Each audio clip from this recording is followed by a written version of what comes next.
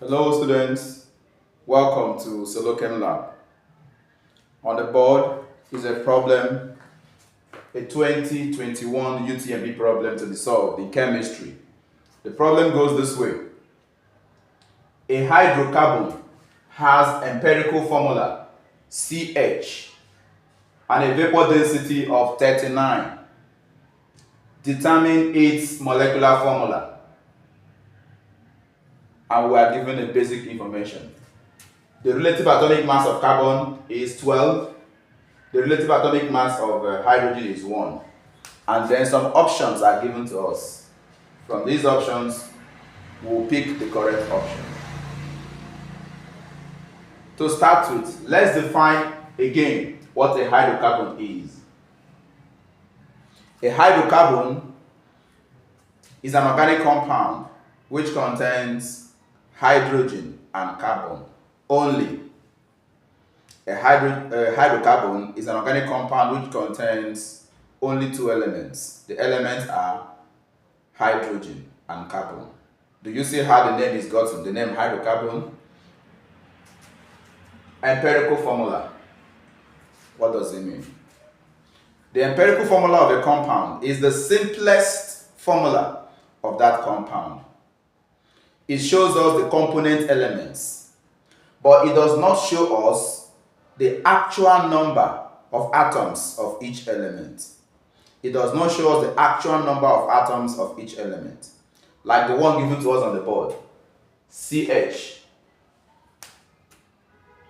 Empirical formula does not show us that we have 2 atoms of carbon only or 3 atoms of carbon only in one molecule of that compound.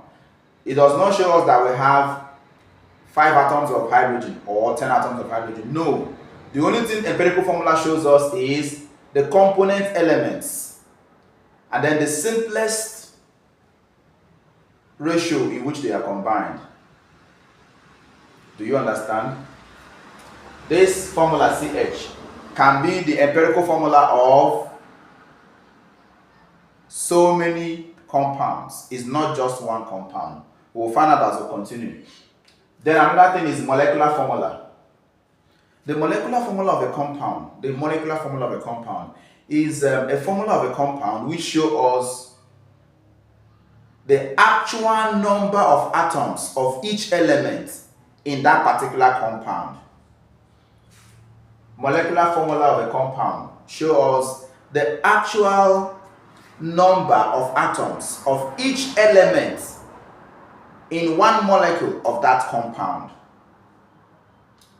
When we are done solving this problem, we will use it to illustrate what molecular formula means and then what empirical formula means. Another information we are given here is vapor density of that compound. Vapor density. What does the word vapor mean? The word vapor means matter in gaseous form. A vapor is a matter in gaseous form.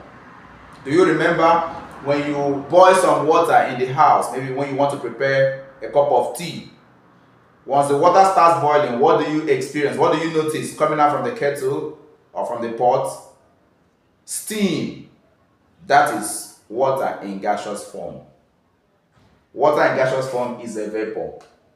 Other substances can also be put in gaseous form when you heat them.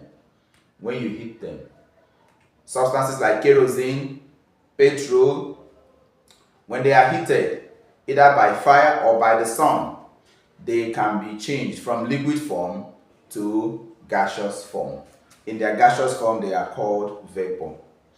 And density is telling us the mass per unit volume. Mass per unit volume.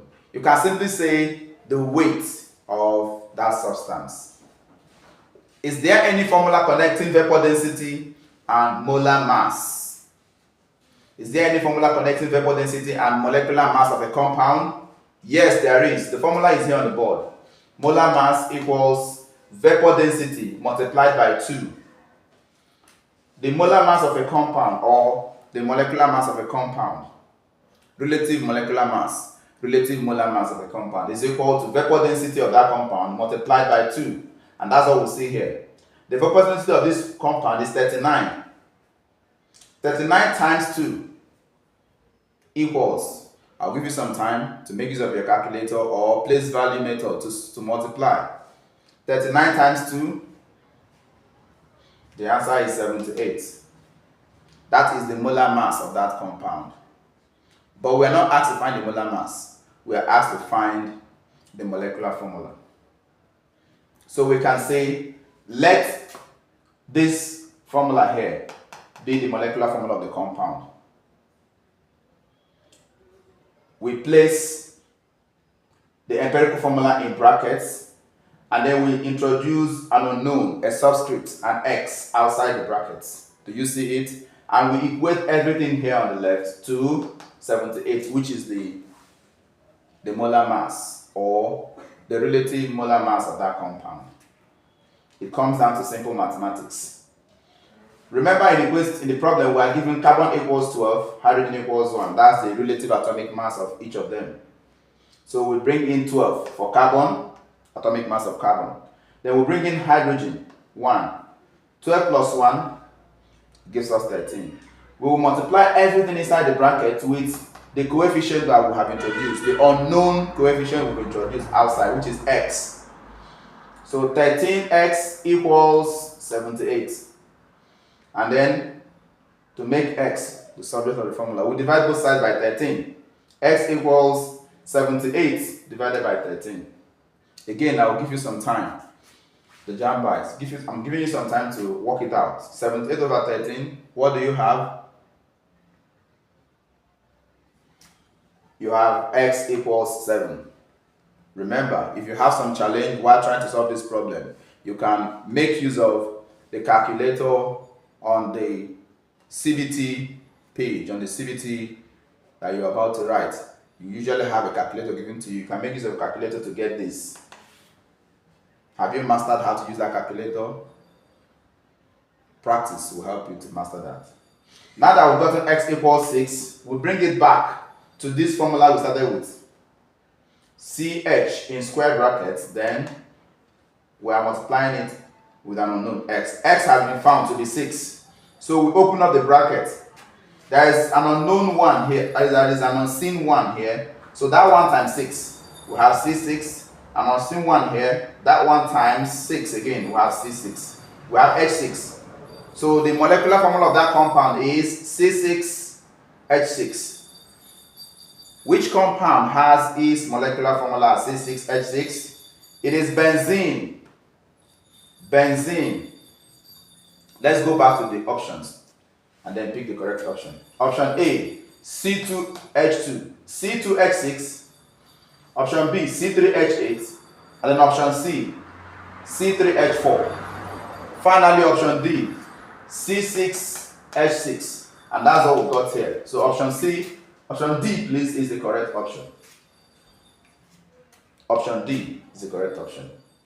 Do you still have any question? Feel free to drop the question at the comment area of this video so that in our subsequent classes, we will look at the question and we'll explain the answer to that question. Thank you.